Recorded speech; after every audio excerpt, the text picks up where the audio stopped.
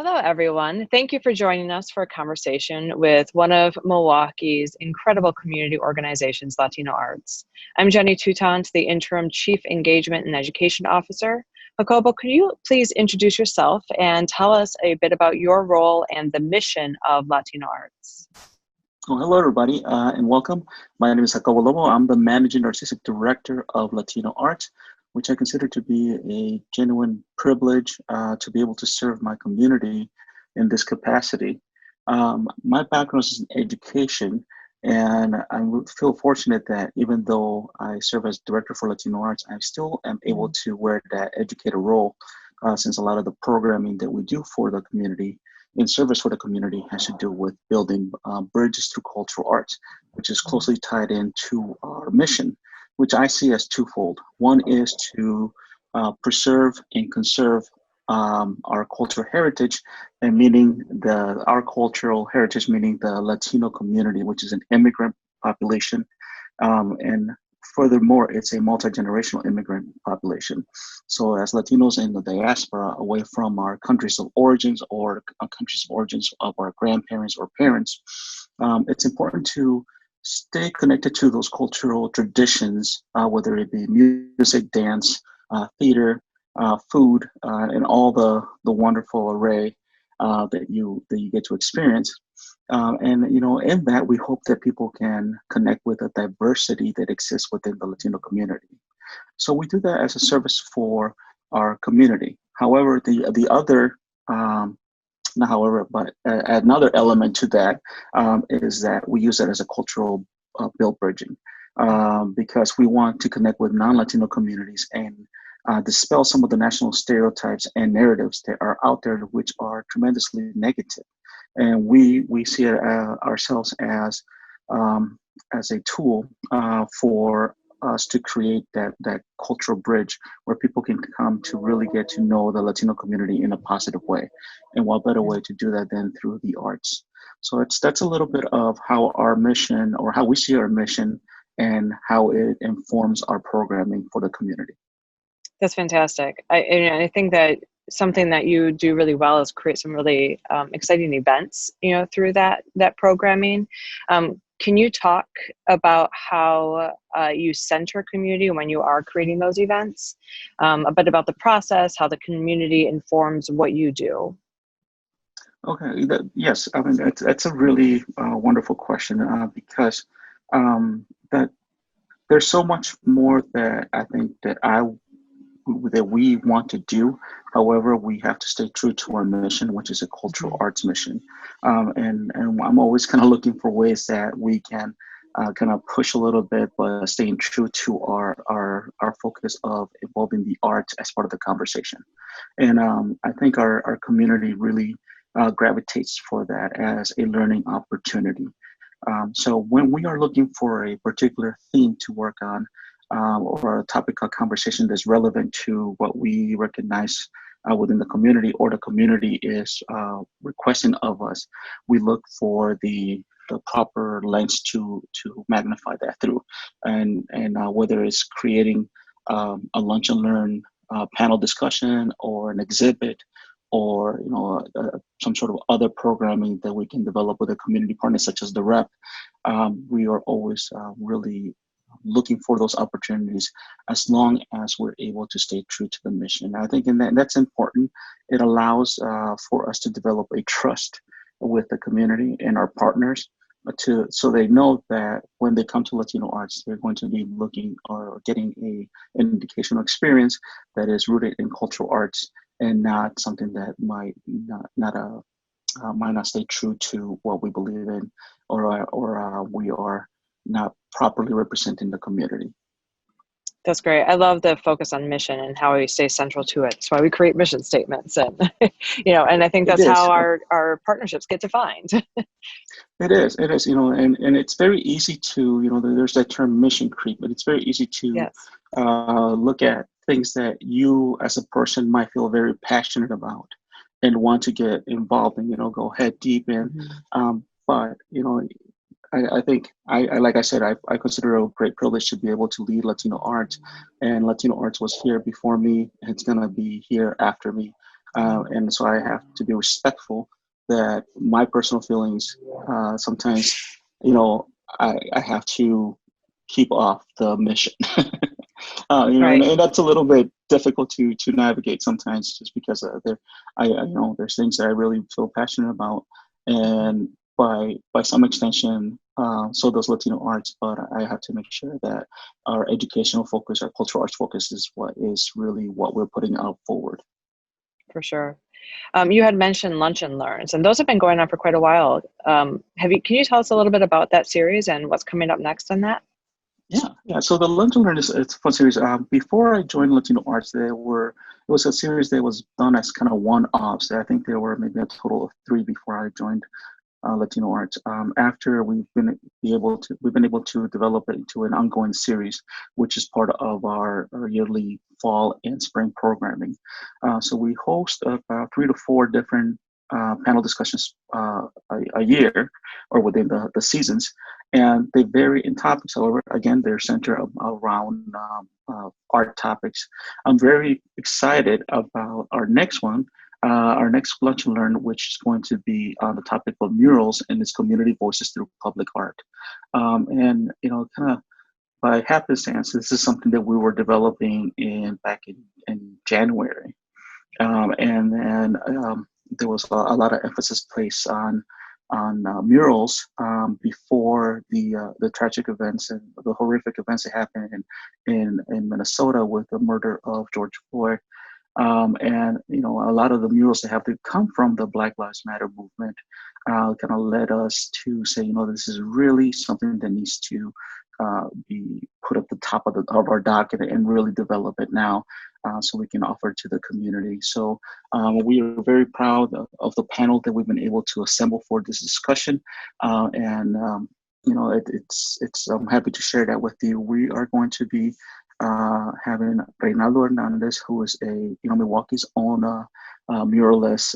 He's really well known throughout the entire city, because he has murals all, from the north to the south side, and actually all over Wisconsin. Most people know his work, they just might not know who painted it. If you ever driven northbound on I-94, you've seen the really monumental sized eagle with the white dove, and that's one of his pieces. And then we also are going to have Tia Richardson, who is a phenomenal local artist too, and who is really embeds herself within the communities to create just gorgeous pieces of art, public art. Most recently, she had kind of an unveiling in a drive-up dedication for her piece that is near Mitchell Street, which is also next to the Mariposa Garden, or the Butterfly Garden. So it's a gorgeous piece. And we're also going to have Brad Bernard, who's a local Milwaukee educator and artist. And also, along with Brad, who's is a phenomenal artist, we're also going to have Mauricio Ramirez, who was recently has done quite a few murals. He did a tribute to first responders on the corner of 6th and Lincoln, and a few buildings up, he did this amazing collaboration with another local muralist of the Virgen de Guadalupe, which has become a really cornerstone for the community. And then just recently with the DNC, he created one of the pieces that is kind of like the cover for the program, which features the Milwaukee Art Museum, which is a beautiful landmark. So, we have this amazing panel of, well-established and emerging and really, really active muralists for the community, who are going to be talking about the powerful tool that is mural art, and how is it received? What functions does it serve? And to lead that discussion, we've invited Katie Avila Luke-Miller, who is one of the founders of Luna, and she's going to be moderating the discussion. Some people ask me, are you going to be moderating? I was like, no, I think at this point it's very important for Latino arts to be a place where we're creating space for dialogue, and not necessarily lead the conversation. There are so many powerful voices in our community, and we see it as an important point in our history to elevate those voices and give space for them to be the ones having the discussion. Well, I will definitely participate and be part of the event. I'm quite confident that the people we have selected to have this discussion are going to do a phenomenal job and are the key people to have the discussion about the power and the function of murals in public art. That's fantastic. I'm really excited about that. What day is that again? Just saying, in case people are. you know, I was like, I don't want to get this wrong. So, I was just looking at all our programs, but that the lunch and learn for Murals Community Voices through Public Art is going to be on Friday, September 25th. Now, our plan, base case scenario, is to have it in person with limited capacity in our auditorium. However, we want to be respectful to the comfort level of our panelists and our moderator. So our plan B is to host it as a public Zoom meeting. I would hope that we're able to do plan A, which is hold it in person, because after all, it's a lunch and learn, and that way, people can come, and we plan to have individually wrapped lunches, because it's a $10 ticket if we do it in person, and we usually serve lunch. We have a really put up a lot of thought in how to distance people properly within our auditorium space.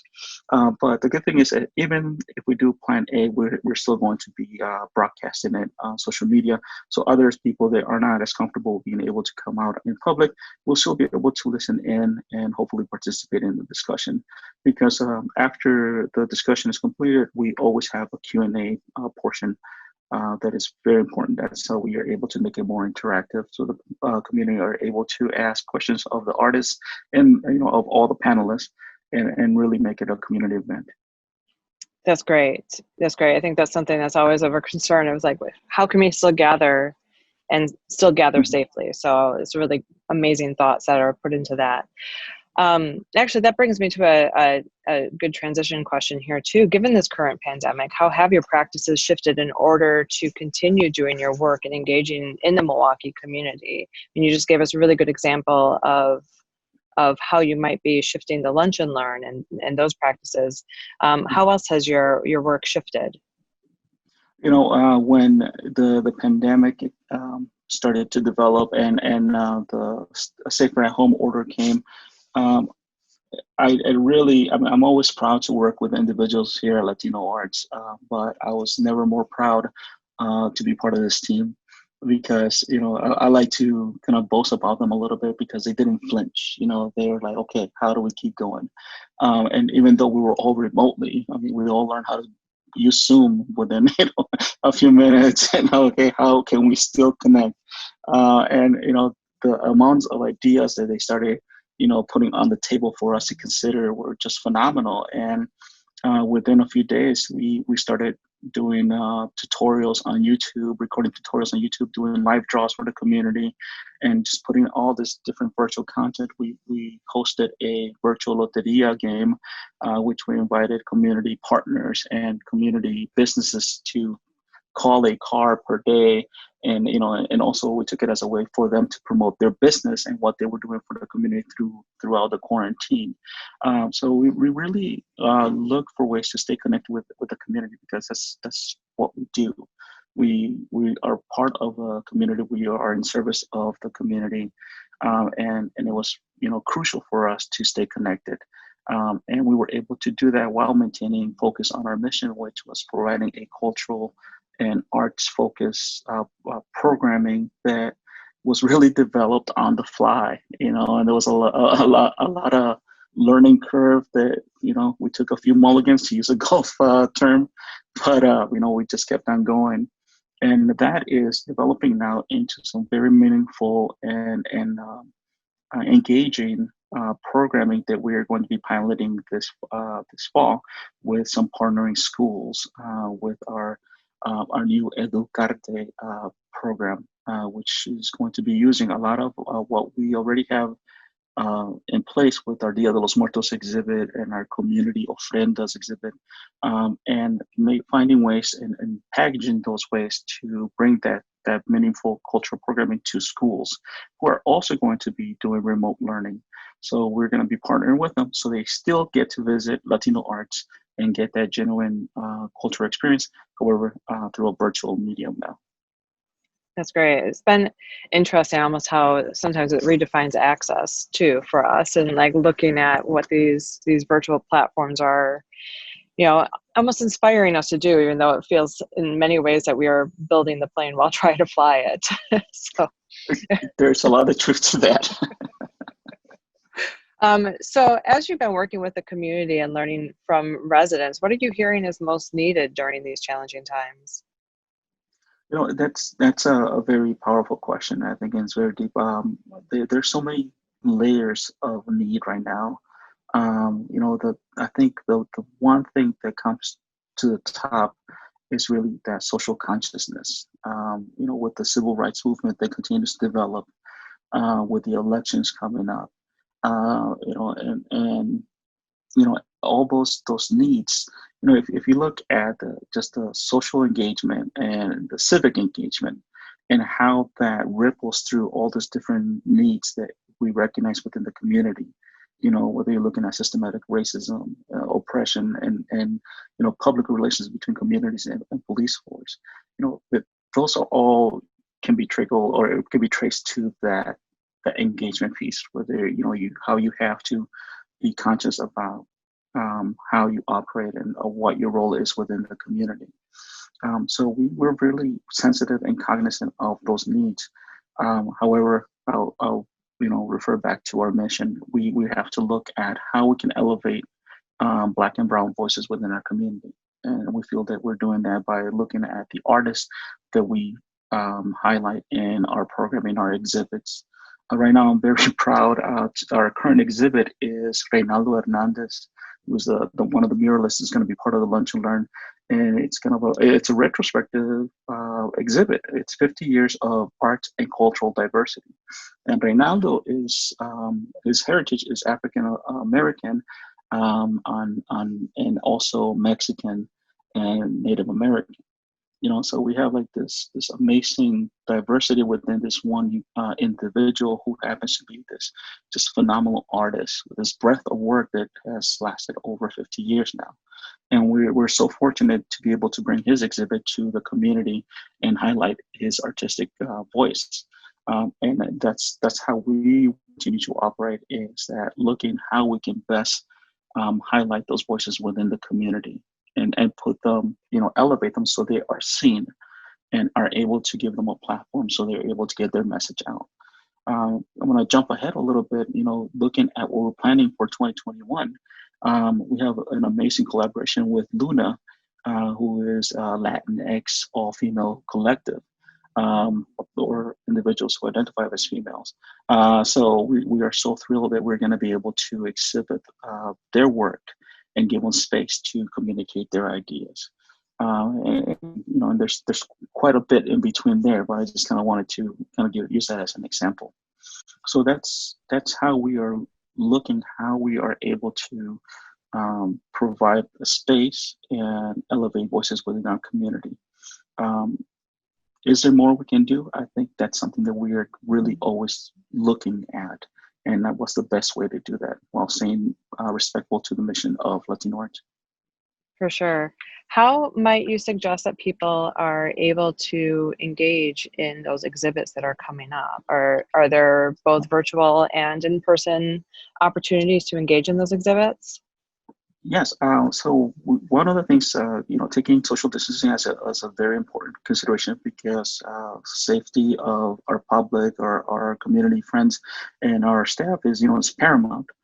We have we have sold out already out of our 2 openings for the exhibit. We decided to have an exhibit this Friday on August 14th and another one on next Friday, August 21st. And we are at capacity for both of those. So we're now exploring, depending on Reynaldo's availability, having a 3rd exhibit. However, we do have gallery hours every Tuesday and Thursday from 4 to 5 p.m.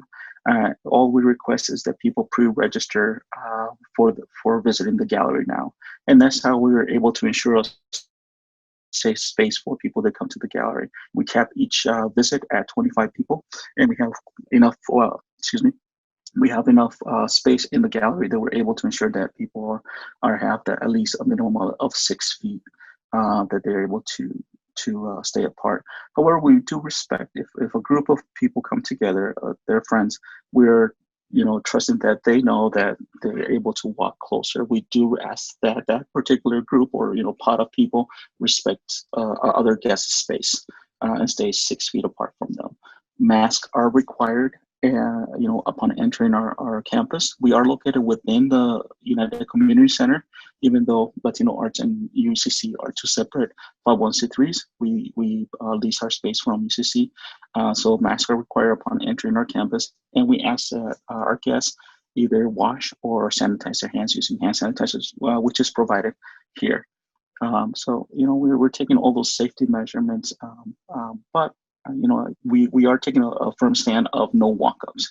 So that's why I want to emphasize that people do register or pre-register before they come. And they can find links for all those events through our social media. We are on Twitter, Facebook, Instagram, or they can visit our website, which is www.latinoartsinc.org. Fantastic. That was actually my next question was, how do they register? So, well, thank you so much for sharing your work with everybody. I really do highly encourage those who are listening to check out Latino Arts, support them in any way that you can, either by visiting the exhibit, by donating, by checking out the work that they are doing virtually as well, and joining the conversation in the events that they are providing to the community. One last question to close out our conversation today. If you had a wish for Milwaukee right now, what would it be?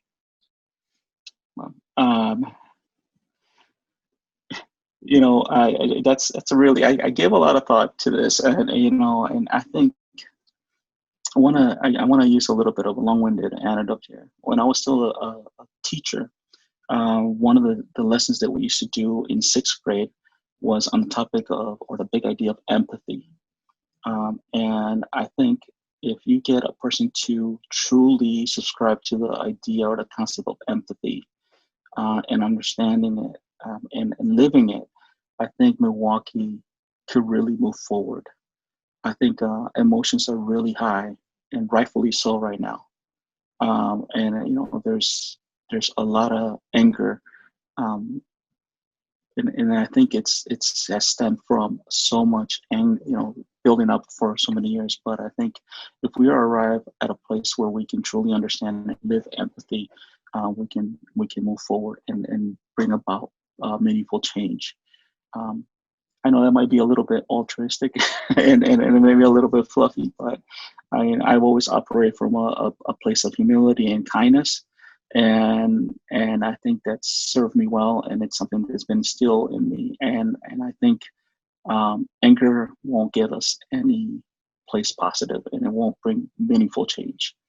And so I think if I had a wish for Milwaukee is that we reconnect or discover empathy. Thank you. Thank you so much again for your time, Jacobo, and for all the work that you and Latino Arts are doing to create some positivity in Milwaukee. We really appreciate you. Well, Jenny, I also want to say that for us here at Latino Arts, really truly appreciate the partnership and ongoing relationship that we have with the Milwaukee rep, and see and appreciate the work that you are doing at the rep for bringing about positive social change. So thank you for all you do. Well, thank you. Have a great day, everybody, and thanks for joining us.